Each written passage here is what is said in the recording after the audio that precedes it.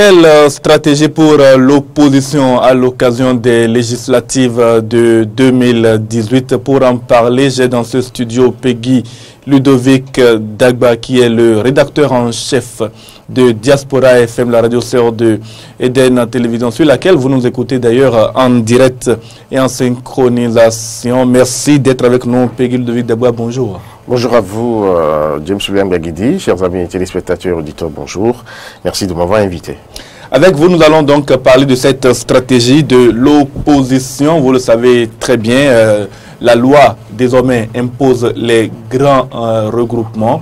Mais pour qu'on en arrive au vote de ces lois-là, il a fallu batailler ferme avec l'opposition. L'opposition était fortement opposée, non seulement au vote de la charte des partis politiques, mais également au vote du code électoral.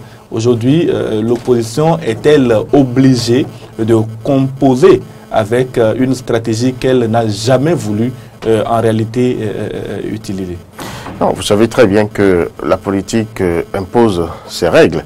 Et lorsque nous sommes en démocratie, c'est la dictature des tests. À l'élaboration, vous avez toutes les forces qu'il faut, hein, vous avez toutes les stratégies dont vous pouvez faire montre pour faire triompher quels sont vos desiderata, quels sont vos idéaux.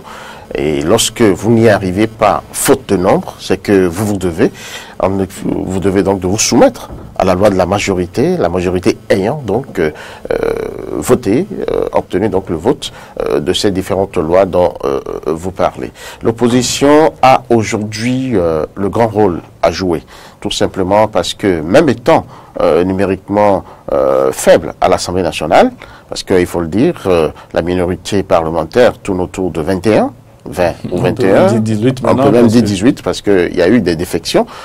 Les dernières opérations de vote à l'Assemblée nationale nous ont démontré vraiment comment cette opposition s'effrite de jour en jour.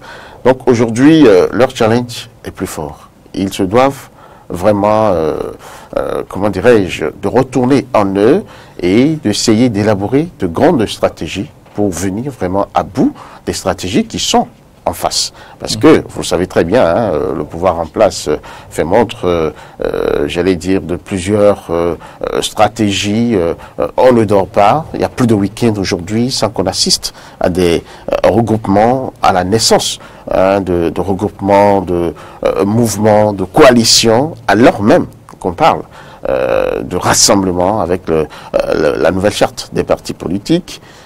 À quoi tout ceci va rimer, on attend de voir, même si déjà on commence à noter, comment dirais-je, le secret qui est derrière tout ça, puisque samedi dernier, vous n'êtes pas sans savoir que RNC, le Rassemblement pour la Nouvelle Conscience, a sorti ce qu'il avait dans le ventre. On se demandait à quelle sauce Pascal Irénée Koupaki et sa Nouvelle Conscience seront mangés. Je crois qu'ils l'ont dévoilé samedi dernier. On sait désormais qu'ils vont se fondre dans le bloc progressiste. Je crois que face à tout cela, l'opposition a le devoir de vraiment rassembler ses forces et d'élaborer aussi des stratégies affinées et pour pouvoir vraiment venir à bout de ce qui est en face. Alors justement, parlons de la stratégie des blocs. Il était envisagé que la mouvance présidentielle parte à cette élection-là en bloc. Quant à l'opposition constituée aujourd'hui, on ne sait même plus exactement de quelle force, mais en tout cas, on voit très rapidement les forces corées pour un Bénin émergent. On voit l'Union sociale libérale. Vous voyez-vous d'autres forces dans cette opposition-là pour commencer? Qui sont les opposants d'aujourd'hui? Écoutez, James William, je ne vais pas vous dire ce que vous savez. C'est vrai que on a eu des stratégies pour vraiment déstabiliser cette opposition-là qui était quand même faite de la renaissance du Bénin, qui est faite de FCBE, les forces corées pour un Bénin émergent. Il y a d'autres qui sont également là. Vous avez parlé tantôt de l'Union sociale libérale de Sébastien Germain Adjavon, mais il y a également d'autres qui sont dans le fond, qui n'ont pas encore pu vraiment, comment dirais-je, donner de la visibilité à ce qu'ils font. Dans le fond, c'est un peu le cas de Candide Azanaï, qui, vous le savez, est parti, a rompu les amarres avec le pouvoir actuel, et depuis c'est mué dans un silence assourdissant. La population s'arrache les cheveux à savoir ce qu'il trame un peu dans le bas, mais selon certaines indiscrétions, eh bien, ça travaille. Et tout à l'heure même, si je ne m'abuse, je viens d'avoir l'information que une conférence de presse pourrait être donnée dans l'après-midi par eh bien, les hommes de candidat Zanaï et des FCBE, les Forces Corée pour un Bénin émergent, où un certain travail de ralliement entre les deux, le président Boniaï et candidat Zanaï est donc en cours. Et peut-être pour donner déjà une petite information sur la chose, il y a cette conférence de presse qui est prévue tout à l'heure. Donc c'est pour vous dire que l'opposition est en train de travailler à rassembler ses forces. Hier encore, sur les antennes d'une radio sœur, on a entendu le secrétaire général adjoint de l'USL, l'Union sociale libérale, qui promettait à ce que, eh bien, l'opposition ira également aux élections, soit en un seul bloc, soit en deux. Donc, de quoi seront constitués ces deux blocs? En tout cas, nous avons vu l'initiative de Djefa, ou la déclaration de Djefa, où on a vu pratiquement l'aéropage des personnalités qui font l'opposition aujourd'hui, les commentaires, les analyses et les différents avis qui ont suivi cette sortie, peut-être les ont amenés à se calmer un peu plus pour mieux affiner leur stratégie. Aujourd'hui, ça commence à sortir un peu. Et déjà, par cette déclaration du secrétaire général de l'USL, on peut s'attendre à ce que, eh bien, on ait également un bloc ou deux au plus au niveau de l'opposition. Alors, ce qu'il faut noter, c'est qu'effectivement, vous avez rappelé quelques membres de cette opposition, Force Corée pour un Bénin émergent, Renaissance du Bénin, elle, Léadi Soglo, Union sociale libérale, Restaurer l'espoir. Est-ce que vous croyez, est-ce que vous pensez, et qu'entre les personnalités qui dirigent ces différents groupes au sein de l'opposition, il peut y avoir une entente vraiment cordiale, parce qu'on sait très bien les circonstances de la rupture, par exemple, entre les FCBE et Restaurer l'espoir. Et d'ailleurs, au conclave de Djefa, on n'a pas vu Restaurer l'espoir. Est-ce qu'il y a une possibilité que ces gens-là finissent encore une fois par s'entendre? Vous savez très bien que lorsqu'on a un ennemi commun, on se met véritablement ensemble pour le combattre. Deuxième chose, le terrain politique est le seul terrain sur lequel les droites parallèles, comme on nous l'a enseigné sur les bancs, dans les classes, se rencontrent. En tout cas, les droites parallèles ne doivent jamais se rencontrer, quel que soit Alpha. Mais sur les terrains politiques, eh bien, des droites parallèles peuvent bel et bien se rencontrer. Vous voyez un peu tout ce qui s'est passé par rapport à tout ce qui nous a conduit, je vais dire, à l'élection du président Patrice Talon, où des gens qui ne s'entendaient pas du tout, qui n'avaient pas du tout la même vision, se sont mis ensemble, ont trouvé des terrains d'entente pour pouvoir se mettre ensemble et contrer l'ennemi commun, comme je le disais tantôt. Alors donc, vous serez pas surpris, en tout cas moi, je ne serais pas surpris de les voir encore une fois, ces acteurs entre-temps écartelés, qui franchement se vouaient une guerre sans merci, se retrouver aujourd'hui tout simplement parce qu'ils partagent ensemble des intérêts nouveaux. Ils ont quelqu'un en face qui certainement les met en déroute, n'arrive plus, ne leur permet pas plutôt à comment dirais-je, préserver leur précaré. Alors ils ont intérêt à trouver des stratégies pour battre celui-ci en brèche et retrouver un peu leur précaré pour préserver quels sont leurs intérêts, quels sont leurs désidératas sur le plan politique. Donc moi, je ne serai pas surpris. D'ailleurs, je vous l'ai dit, il y a pour parler, il y a des négociations qui sont en cours dans le fond pour que eux aussi ils se retrouvent. Donc je ne serai que formalité. Est-ce que vous pensez que ce genre d'alliances, qui sont souvent de l'alliance contre nature, il y en a dans la mouvance autour du président Talon, et il y en a également aujourd'hui en cours de constitution dans l'opposition. Est-ce que vous pensez que cela donne une bonne perception à la population, au public, qui, d'un certain point de vue, a le droit de penser que ces hommes politiques sont susceptibles et capables de ravaler leurs vomissures? Vous savez, les hommes politiques sont, que je vais dire, caractéristiques de quelque chose.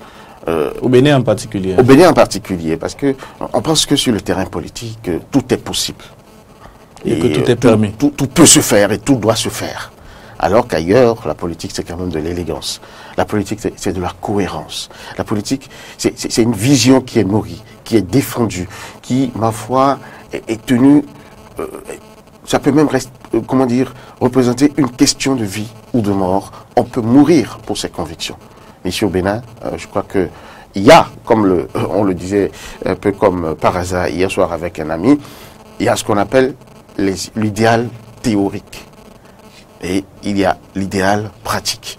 L'idéal théorique, c'est ce que nous entendons, c'est ce que nous professons, c'est ce que nous disons tous les jours, mais qui ne reçoit aucun assentiment de cœur avec ce que nous pensons réellement au-delà de nous, parce que cela exige des sacrifices. Cela exige que vous vous sépariez de ce que vous aimez, de ce que vous adorez, pour vraiment respecter votre conviction.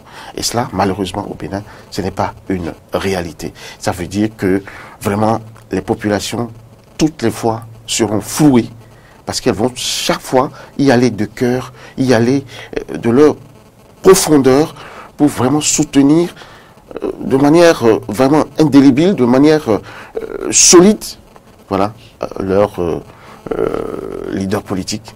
Mais ces derniers, ils en font un peu ce qu'ils veulent, ils s'en foutent carrément, excusez le terme, et vraiment c'est seulement leur intérêt qui fonde leur position, et je ne sais pas à quoi cela va aboutir si ce n'est à la destruction à terme de ce que tout ce peuple a consenti, a bâti comme acquis démocratique.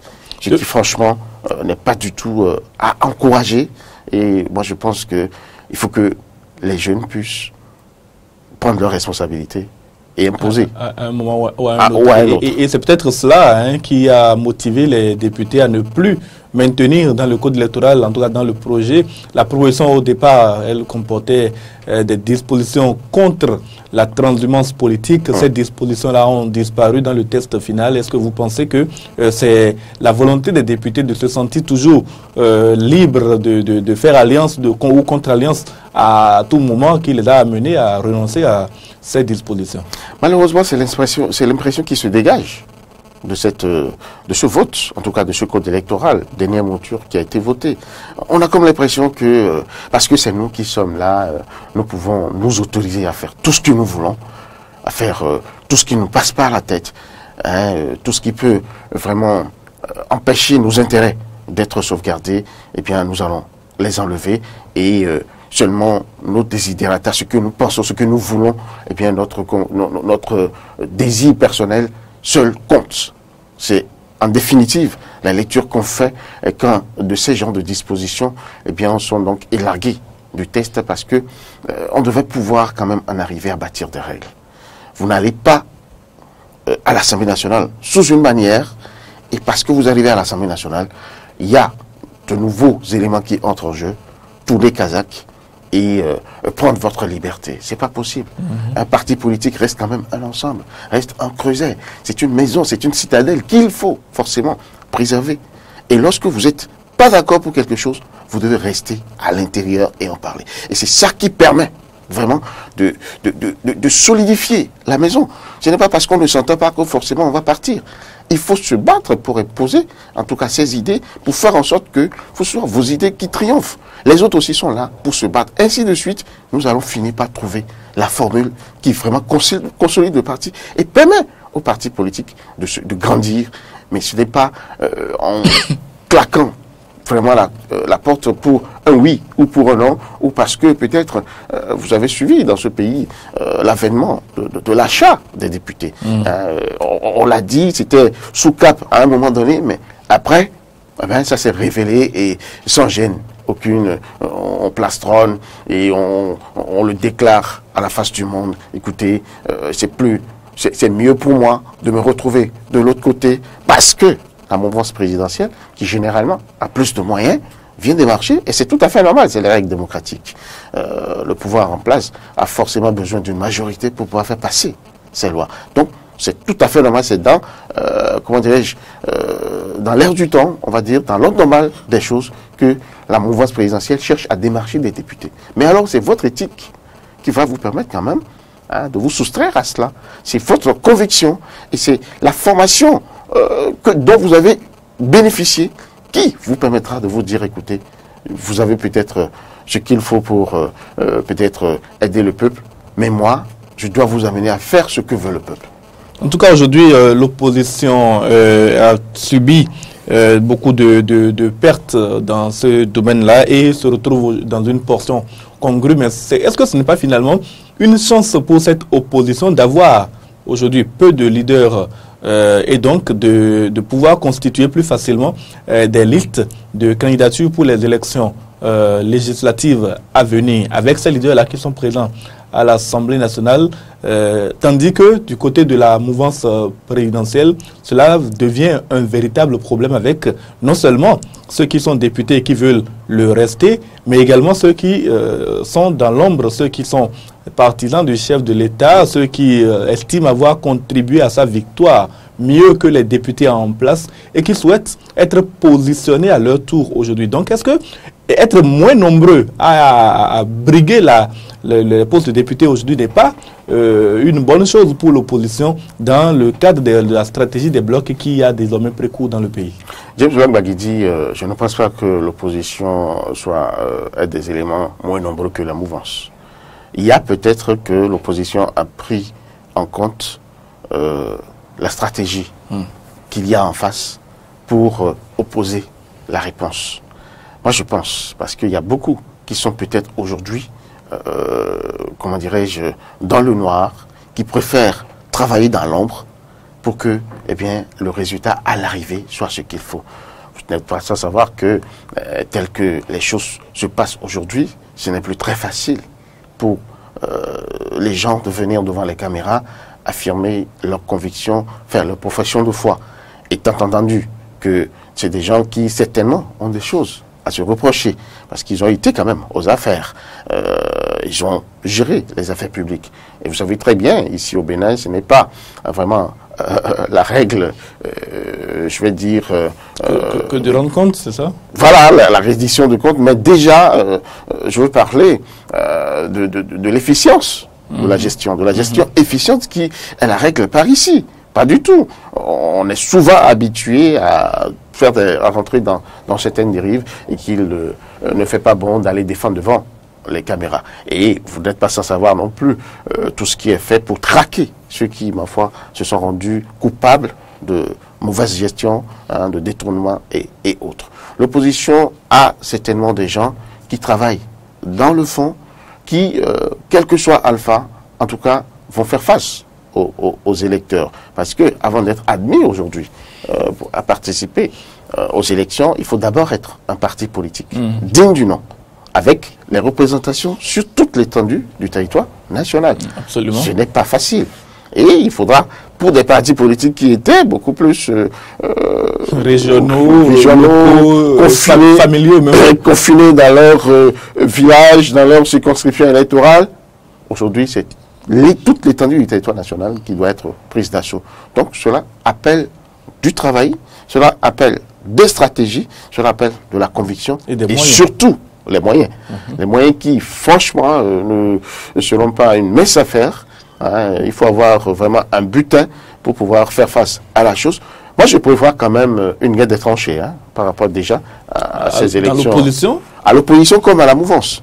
Parce que ne pensez pas que c'est déjà du pain béni pour la mouvance présidentielle. J'estime par exemple que les députés de l'opposition qui mènent la résistance, entre guillemets, à l'Assemblée nationale sont, je dirais, légitimes pour être candidats aux législatives en tête de liste partout où ils ont des prétentions. Surtout que, étant peu nombreux, ils sont disséminés sur le territoire national et donc qu'il y aura moins de rivalité à leur opposer de la part de ceux qui sont aujourd'hui un peu dans l'ombre et qui ne prennent pas une part directe à ces combats. Non, je vous comprends parfaitement parce que quand on prend à l'opposé la mouvance présidentielle, vraiment il y a pléthore. Il y a pléthore. Il y a pléthore. Il y a beaucoup de gens, vous avez parlé tantôt de ceux qui font aujourd'hui le BNP, qui veulent sous le compte peut-être ne pas être sur la liste et tête de liste en plus. Donc il y aura inflation de ce côté-là. Et vous n'êtes pas non plus. Sans oublier que le président de la République est quand même porté au pouvoir par des gens qui ne sont pas ceux-là. BMP. C'est quelques-uns seulement qui font membre de ce BMP. Absolument. Alors, est-ce que le chef de l'État va oublier les siens au profit de ceux-là? Grande interrogation. Donc, franchement, il y aura vraiment une bataille des gamètes, comme le dirait l'autre, au niveau de la mouvance. La même chose pourrait être observée aussi au niveau de l'opposition, même si je suis quand même tenté de vous donner raison, parce que 21, sur différentes listes, ça ne va quand même pas poser vraiment problème. Mais c'est pas, il ne faut pas oublier qu'il y a des gens qui mouillent le maillot et qui sont dans l'ombre. Vous prenez la FCBE, c'est quand même la mouvance présidentielle d'hier. Vous savez très bien le nombre, tout ce qu'il y a eu comme personnalités qui ont présidé aux destinées de cette mouvance présidentielle, dont beaucoup sont allés vers la mouvance d'aujourd'hui, mais il n'en demeure pas moins. J'ai entendu dire sous cap, je ne sais pas, il faudra vérifier que le président Boni aurait dit « je suis encore là » et si je suis dans l'arène, c'est que j'aurai au moins une trentaine de députés. Donc, le jeu sera vraiment âprement disputé, attendons de voir. Et justement, c'est à cette question-là que j'allais vous inviter à répondre. Un Boni Yayi, un Nicéphore Soglo, éventuellement même un Albert Tevoye Djire et un Sébastien Adjavon, candidat aux élections législatives au nom de l'opposition. Qu'est-ce que cela peut donner comme perspective ou comme résultat? Ben écoutez, ça peut faire mouche, moi je pense, parce que c'est des personnalités qui ont occupé les premiers rangs, sauf Albert Tevoye Djire et Sébastien Adjavon. Mais quand nous prenons Boni Yayi, il a été président de la République, il a quand même fait 10 ans, 2 mandats. Quand nous prenons le président Nicéphore Dieudonné Soglo, il a été président de la République pendant 5 ans, après maire de Cotonou, sur plusieurs mandatures. Et vous n'êtes pas sans savoir que la Renaissance du Bénin, dont il est le président d'honneur, a toujours eu son fief étalé entre Cotonou et Abomey, toute la partie du sud, on va dire. Donc, c'est des gens qui... On dit que c'est notamment son adhésion à la vision de Patrice Talon en 2016 qui aurait boosté le vote en faveur de Patrice Talon dans cette région du pays. Bon, moi je pense, analyste politique je suis, les éléments en présence quand même nous permettent d'apprécier la chose, parce qu'il ne s'agit pas d'y aller un peu comme à l'emporte-pièce. Il a joué un rôle très important, il faut le dire, dans l'élection de Patrice Talon, notamment dans le Zou, qui est son fief naturel. Mais le président Patrice Talon aussi, il faut dire, est natif maternellement de la zone. Donc, l'un dans l'autre, je crois qu'il y a eu quand même un effet de convergence, un effet multiplicateur, que les prochaines élections, en tout cas les législatives, nous permettront de savoir. Moi, je sais une chose, c'est quand même quelqu'un qui a toujours porté ces listes, comment dirais-je, dans le Zou, qui a toujours eu la majorité des sièges. Vous avez vu, les députés sont élus là-bas. Le maire de Boycon est de la RB, le maire d'Abomey est de la RB. Donc, tout cela mis ensemble montre quand même que, eh bien, Nicéphore Dieudonné Soglo a sa troupe en main. Mais aujourd'hui, élément de taille, la RB n'est plus ce qu'elle était. Il y a eu forcément des gens qui sont partis. Et tout ce beau monde, l'actuel maire d'Abomey, voilà, tout ce beau monde est aujourd'hui hors de la Renaissance du Bénin. Mais est-ce que, parce que généralement, qu'est-ce qu'on a remarqué? Ceux qui partent de la RB ne font pas toujours bonne impression. Ils ne réussissent pas toujours à se faire élire. C'est que le nombre de députés obtenus par le parti après leur départ diminue régulièrement. Oui, évidemment, parce que vous savez, chacun a quand même ses amis, a quand même ses sympathisants. Mais il y a le fondamental qui quand même demeure, à mon avis, et qui régénère un peu. C'est pour cela, et puis vous n'êtes pas sans savoir qu'il y a eu la naissance d'autres forces dans la localité. Tout à fait. Et surtout l'assaut du pouvoir d'alors porté dans ce grenier électoral de la Renaissance du Bénin. C'était vraiment une attaque quasi permanente et sur toute la période pour que, eh bien, on puisse leur arracher ce bastion, mais qui n'est pas arrivé. Qu'est-ce qui va se produire prochainement? Ce qui est sûr, Nicéphore Soglo et les classiques de la Renaissance du Bénin attirent toujours du monde, et quand il sortira, nous verrons bien sur à quoi cela va donner. L'autre chose, Boni Yayi, qui aujourd'hui donne l'impression de ne Des vouloir candidats. rien lâcher. Les gens disent qu'il sera également candidat, et s'il est, étant président de la République avec le monde qui est toujours derrière lui, nous avons vu le congrès de, de création du parti FCBE à Parakou. Nous avons vu le monde que ça a mené.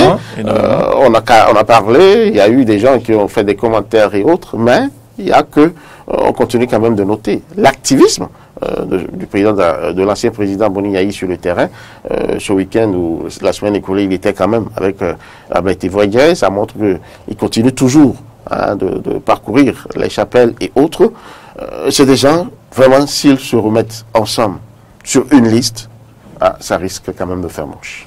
Et Sébastien Diavon, troisième de la dernière élection présidentielle, qui est un mania de la volaille, comme on le dit, connu pour être fortuné. Celui-là aussi, dans la course aux législatives, on ne sait pas encore s'il sera lui-même candidat, mais dans la course législative, quand on voit l'impact qu'il a eu dans les régions comme l'Ouémé et le Mono, un peu le Koufo, à l'occasion des dernières élections, de la présidentielle notamment, il y a peut-être là aussi à craindre pour la mouvance, le BMP en place. Il y a beaucoup à craindre, et je pense que celui qui va le plus souffrir de l'avènement de l'homme de la volaille, je crois, c'est Maître Adrien Kombedji, qui aujourd'hui c'est dans son fief que est vraiment échaudé, il faut le dire, avec beaucoup de départs. C'est vrai qu'on tente de colmater les brèches, on tente de dédire un peu. Donc pour le moment, il n'y a pas eu de député qui soit parti. Bon, en tout cas, on ne peut pas l'affirmer même, mais on peut quand même noter on se dit qu'il y a ce refroidissement entre Robert Blas et un autre. Je crois qu'ils sont deux députés qui sont aujourd'hui vraiment en foi avec lui. Oui, mais ceux-là se sont rapprochés du BMP. Tout à fait. Donc, mais BMP et PND se retrouvent aussi. Ils se retrouvent ensemble, mais sur le terrain, ils devront s'affronter. Parce que là, forcément, des forces iront de l'autre côté et des forces resteront. Donc, il y aura vraiment une bataille, comme je l'ai dit tantôt, une guerre des tranchées. Chacun voudra vraiment arracher le maximum de sièges qu'il faut. Et je trouve quand même que le jeu sera très très achalandé. Il sera âpre. Les candidats devront rivaliser vraiment d'ardeur et d'arguments. Aujourd'hui, le peuple étant plus ouvert que jamais, plus regardant sur le discours et les actes, parce que, je ne vais pas vous mentir, nous revenons du terrain. Ce qui se dit, franchement, les populations attendent de pied ferme les politiciens, ceux qui viennent la bouche en fleurs, déclarer, faire de belles promesses, mais qui, juste au lendemain de leur élection, retournent et ne reviennent plus jamais sur le terrain. Eh bien, nous en avons entendu qui disent, nous attendons, nous sommes même impatients que les élections se tiennent et nous leur montrerons ce que nous avons dans le ventre. Donc, c'est vous dire que vraiment, en tout cas, on ne peut pas faire des pronostics pour l'instant, mais ce qui est sûr, nous allons prier Dieu qu'il nous donne la force et la santé pour que nous puissions assister à tout ceci. Être là pour voir la stratégie de l'opposition dans le cadre des législatives de 2019, c'est ce que nous tentions d'analyser avec vous, Peggy et Ludovic Dagba. Tenez question, est-ce qu'il vous semble que la gouvernance du président Talon, dont lui-même a reconnu qu'elle est parfois difficile à certains, en tout cas dans ce qu'elle impose au peuple, est-ce que vous pensez que cette gouvernance est de nature à donner de la force, de la vigueur à l'opposition à l'occasion justement de ces élections? Écoutez, vous savez très bien que chacune des deux parties cherchera à tirer le drap de son côté. Et le gouvernement, avec à sa tête le président Patrice Talon, a choisi user d'un langage de vérité. Ce à quoi nous n'avons pas assisté, nous n'avons pas coutume d'assister dans ce pays. Et là, vraiment sans cligner des yeux, il a préféré faire subir, comment dirais-je, les contre-coups des réformes aux populations. Mais il leur a toujours dit, c'est pour votre bien. Aujourd'hui, peut-être, vous ne comprenez pas, aujourd'hui peut-être vous souffrez, mais demain vous allez rire, demain vous me porterez en triomphe parce que nous sommes en train de faire ce qu'il faut pour vous aider demain pour que vous puissiez bien vivre. Donc forcément, l'opposition cherchera à tirer profit de cette détresse de la population. Mais il s'agira... En utilisant des propos, en tordant un peu le cou à la vérité à des moments donnés, peut-être. Tordre le cou ou pas, je pense qu'ils n'auront même pas besoin de ça, parce que la situation plaide vraiment en leur faveur. Moi, je pense que le grand rôle revient à la mouvance présidentielle, qui devra également faire face à la situation, expliquer réellement et montrer preuve à l'appui, puisqu'il y a des choses, des réformes qui ont commencé à produire des effets positifs. C'est le moment pour eux de communiquer sur ces éléments-là pour leur dire vraiment à terme, voilà ce que nous voulons pour vous. Et déjà, vous pouvez commencer déjà par noter les fruits que nous récoltons de ces réformes. Et si vous continuez par nous faire confiance, c'est sûr que ce sera mieux forcément dans l'avenir. Merci à vous, Peggy Ludovic Dagba, d'en faire croiser ce jour. Vous étiez seul, mais vous avez parfaitement analysé pour vous la stratégie, pour nous, la stratégie de l'opposition à l'occasion des élections législatives à venir.